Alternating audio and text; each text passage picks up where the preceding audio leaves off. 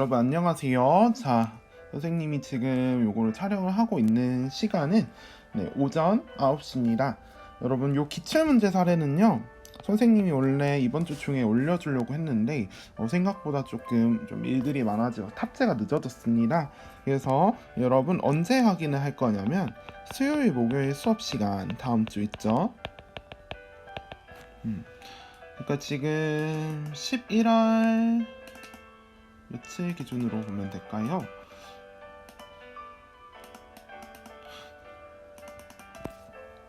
아무튼 다음 주 수요일 목요일 수업에 한번 참고하도록 하고요. 이때 하지 않은 분들은 기본 과제에서 좀 감점이 될 수 있습니다. 그래서 일단 요 내용은 그 지금 범죄 성립 요건하고 5단원 전체 문제가 이렇게 두 개가 있어요. 그래서 요거는 합쳐서 올려도록 하겠습니다. 자, 그러면 오늘 수업, 보충 수업 시작하도록 하겠습니다. 자, 우리가 지난 시간까지 1단계와 2단계를 배웠을 거예요. 범죄 성립 요건 1단계는 뭐였어요? 구성 요건, 해당성이었습니다. 그래서 이 행위가 형법에서 규정되어 있는 범죄에 해당되는지 안 되는지 그 구성 요건을 맞췄는지를 보는 게 구성 요건, 해당성이었습니다. 그런 다음에 이 행위가 법을 위반했는지 보는 위법성이 있었고요. 3단계 책임은요, 행위자에 대한 비난 가능성을 의미한다. 이런 행동을 했을 때 너 잘못했어 라고 비난할 수 있는 가능성이 있다면 그건 책임을 가지고 있다고 볼 수 있겠죠. 그래서 다른 것과 다르게 이제는 행위자에 대해서 중심을 두고 판단을 하기 시작을 해요. 자, 그래서 책임 부분에서는 또 예외적으로 책임이 조각되는 사유가 있습니다. 책임 조각 사유가 있고요. 또 한 가지는 책임이 줄어드는 사유가 있습니다. 그래서 요 차이점 한번 보도록 하겠습니다. 자, 책임 조각 사유는 첫 번째 형사 미성년자 만 14세 미만의 친구들이 저질렀던 범죄는 인정되지만 책임이 조각되기 때문에 범죄가 아닌 걸로 성립이 안 됩니다. 그래서 무죄, 이렇게 판단이 됩니다. 자, 그리고 저항할 수 없는 폭력. 정말 선생님 위해서 갇혀서 정말 막 구타를 당했어요. 그래서 누구한테 사기를 쳤다. 정말 살고 싶어서. 이런 거는 책임이 조각됩니다. 왜? 어찌할 수 없는 상황이기 때문에 비난할 수 있는 가능성이 줄어든다는 거죠.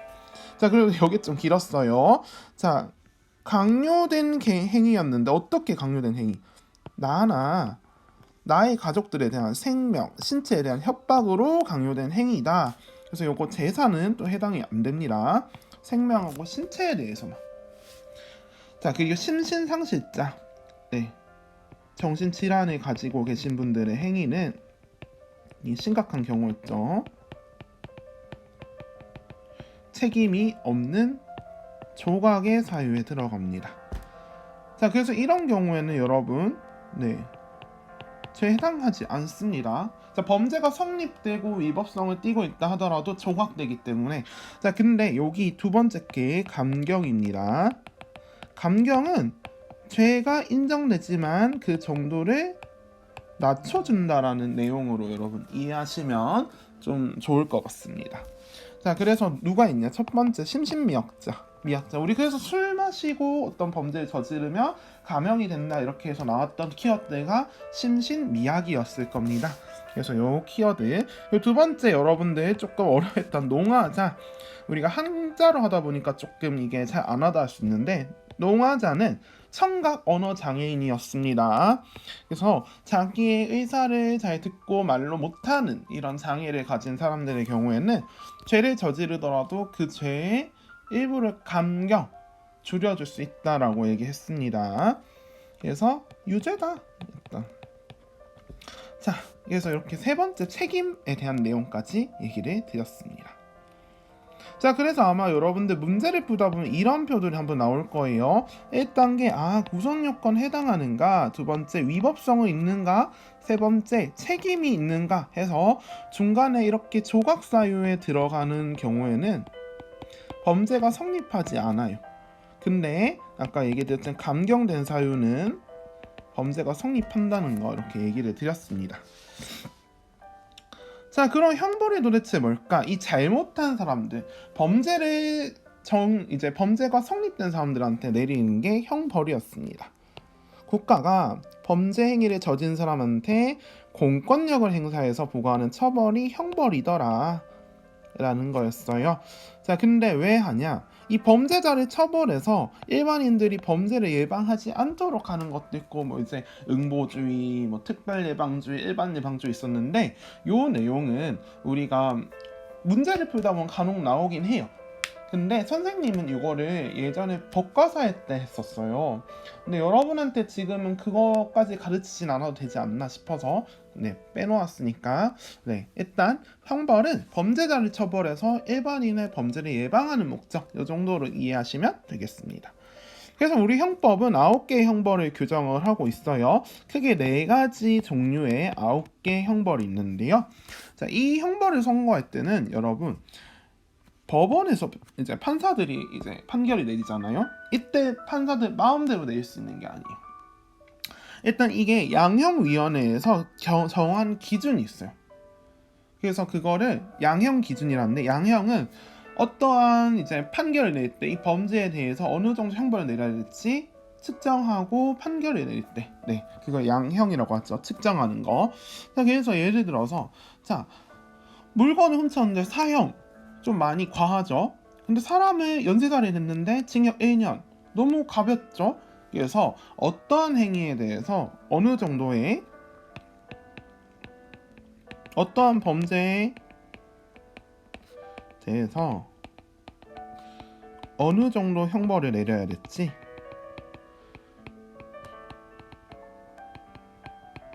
이게 기준이 있어야 됩니다. 그래서 이걸 양형위원회에서 만든 양형 기준을 법원은 참조를 해야 되고요. 자, 그리고 법원에 따라서도 차등적으로 선고할 수도 있겠죠. 예를 들어서 어떤 판사는 이렇게, 어떤 판사는 이렇게 하다 보면은 그 불공평함이 나올 수도 있어요. 그래서 법원에 따라 형벌의 차등적인 선고를 방지하기 위함도 있다. 그래서 형벌의 종류에는 너의 생명을 가져가겠어, 너의 자유를 잠시 내려두겠어, 너의 명예를 잠시 가져가겠어, 너의 재산을 가져가겠어, 이렇게 크게 4가지가 있습니다. 생명형, 자유형, 명예형, 재산형이 있었습니다. 자, 그럼 어떤 형벌이 기다리고 있을지 여러분이 형벌을 받는다는 내용이 아니라 한번 만나도록 하겠습니다. 자, 첫 번째는요, 생명형이 있어요. 여러분이 잘 아는 사형이 있고요. 생명을 박탈합니다. 근데 하지만 최근에는 우리나라 같은 경우에는 1997년 이후로 집행되고 있지 않아요. 근데 선고는 합니다. 선고는 하지만 집행은 하고 있지 않아요. 김대중 정부 들면서 이제 이 사형수들에 대한 이제 집행을 안 하고 있습니다. 자, 그리고 이 자유형 같은 경우에는 3가지가 있어요. 징역, 금고, 구류가 있어요. 근데 이 자유는 신체의 자유를 제한합니다. 그래서 이 사람들이 사회와 떨어져서 교도소라는 별도의 공간에 구금을 시키면서 자유를 누리지 못하게, 신체 자유를 누리지 못하게 한다는 거죠. 자, 이 징역 같은 경우에는 1개월 이상 교도소에 갇혀 있고 노동이 부과돼요. 정력이라는.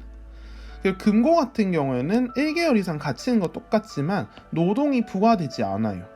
그래서 요 차이점 좀 있죠. 자, 그리고 구류는요, 하루 이상 30일 미만 짧게 교도소에 구금되는 경우를 얘기해요. 그래서 금고랑 구류가 또 다르죠. 그래서 요거는 공통점과 차이점 위주로 좀 보시면 좋을 것 같아요. 자, 그리고 명예형 같은 경우에는 어떠한 자격이 정지되거나 평생 중단, 상실, 잃어버리는 경우를 얘기를 합니다. 자, 그래서 크게는 평생 자격이 없어지는 자격 상실이 있고요. 그리고 두 번째는 자격이 일정 기간 중단되는 정지가 있어요. 근데 이게 어떤 경우가 있냐? 공무원이 될 자격이나 선거권, 그리고 이제 내가 당선될 수 있는 피선거권 등이 대표적으로 제한돼요. 근데 이 자격 상실 같은 경우에는 우리나라는 사형, 무기형에 한해서 진행이 됩니다. 무기징역, 무기금고. 자, 이런 분들 같은 경우에는 자, 사형수, 자기가 사형을 당하기 전까지는 밖에 나올 수가 없습니다. 그렇기 때문에 이 사람이 더 이상 공무원이 될 이유도 없고요. 그리고 이 사람이 더 이상 우리 사회에 필요한 후보를 뽑기도 어렵겠죠. 언제 사형을 당할지 모르니까요. 그래서 이 사람의 경우에 자격 상실이 됩니다. 자, 근데 자격 정지가 되는 경우가 있어요. 이런 경우는 유기형. 기간이 정해져 있는 형기에서 판사들이 이렇게 판결 내립니다. 뭐 피고 땡땡땡은 징역 몇 년, 뭐 집행유예 몇 년, 뭐 자격 정지 3년을 부과한다. 이런 식으로 얘기를 합니다. 그럼 그 3년 동안 특정한 권리가 제한될 수도 있어요. 자, 일시적으로 요 이제 자격 정지예요. 자, 정지 같은 경우에 일시적으로 전부 또는 일부가 정지될 수 있는 경우예요. 자격 상실은 평생 정지가 된다라는 거. 요거는 판결에 따라서 달라질 수 있다는 거. 그래서 요거는 자격 정지라고 보시면 되겠습니다. 자, 마지막으로 재산형인데요. 재산형은 벌금, 과료, 몰수가 있어요. 근데 일단 얘기를 하면 여기서도 금액으로 나뉘어요. 벌금의 경우 5만 원 이상, 과료는 2,000원 이상 5만 원 미만인데 여러분 좀 조심해야 될 게 과태료랑 과료는 다릅니다. 이 과태료는 행정기관의 처분이라고 해서 행정처분의 한 가지 종류예요. 그래서 우리가 부모님이 예를 들어서 과속을 했습니다. 그러면 한 번씩 저 딱지가 왔어 라고 하면서 얼마를 내세요 라고 옵니다. 자, 이렇게 국가기관에서 너 이것 좀 위반했으니까 돈 내라고 하고 오는 게 과태료예요, 보통은. 근데 우리가 과태료를 낸다고 전과 기록에 찍히지 않습니다. 왜냐, 행정기관에서 내린 처분이지 형벌이 아니에요.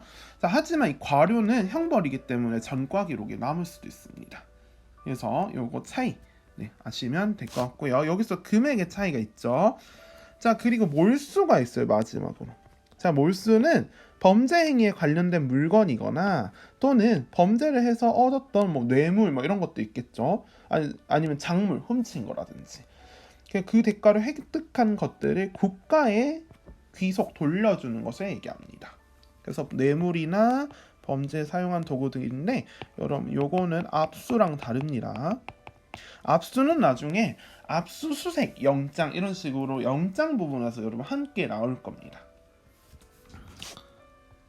자, 그리고 우리가 형벌뿐만 아니라 우리가 이제 이렇게 사람이 있다고 칩시다. A라는 사람이 있어요. 자, 이 과거의 행위에 대해서는 형벌을 부과합니다. 근데 이 사람이 가만히 놔뒀을 때 미래에도 뭔가 좀 불안해요. 이럴 때 이를 예방하기 위해서 하는 게 보완 처분입니다. 자, 그래서 여러분 형벌 이외에도 여러분 제일 중요한 키워드가 뭐냐? 보완 처분은요. 재사회화를 위한 대안적 제재 수단이라는 거예요.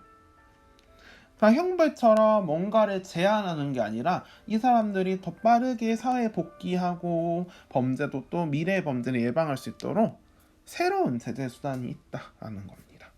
자, 그래서 선생님이 얘기했지만 범죄자가 사회에 복귀하고 사회 질서를 이 사람들이 범죄를 또 짓지 않으면 아무래도 사회가 안정될 수 있겠죠. 그래서 사회 질서를 보호하는 목적이다 라는 거고요. 대표적으로 보호 관찰이 있습니다.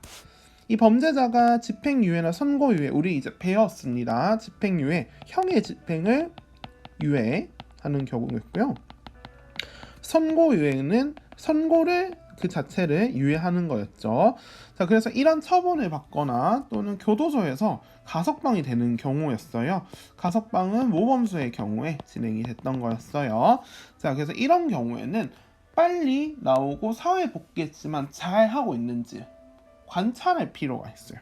그래서 이 보호관찰관들이 이 피고인, 아무튼 이 사람에 대해서 지도랑 감독을 해서 또 다시 범죄를 짓지 않도록 열심히 본다는 거죠. 대표적으로 얘기하는 게 성폭행범에 대한 전자팔찌 이런 거 달고 보호관찰소에서 계속 봅니다. 자, 그리고 두 번째는 치료감호인데요. 치료감호는 정신질환, 심신장애가 있거나 약물 중독 상태에서 범죄를 저지르면 이 사람이 형벌을 받아도 언젠간 다시 비슷한 일을 할 수도 있고 교도소에 가더라도 문제가 될 수 있다는 거죠. 이런 경우는 치료를 먼저 받게 한다라는 겁니다. 그래서 형벌이 예를 들어서 부과가 됐습니다. 자, 예를 들어서 징역 2년에 치료 감호 3년을 명한다. 이런 식으로 해서 이 사람이 치료 감호를 먼저 받게 합니다. 치료 감호를 우선 집행합니다. 치료 감호소가 있어요. 네.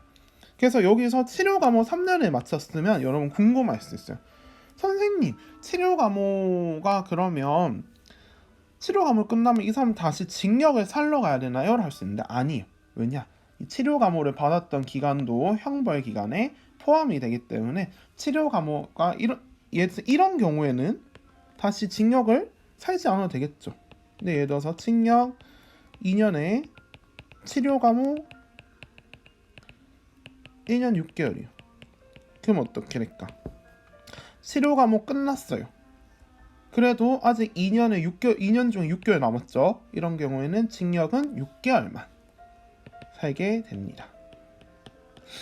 네. 그래서 교도소에 6개월 동안 구금된다라는 거. 그래서 이렇게 아시면 좋을 것 같습니다. 자, 그리고 여러분 미래의 재범 위험성을 다시 방지하기 위한 예방적 성격이 있다라는 거예요.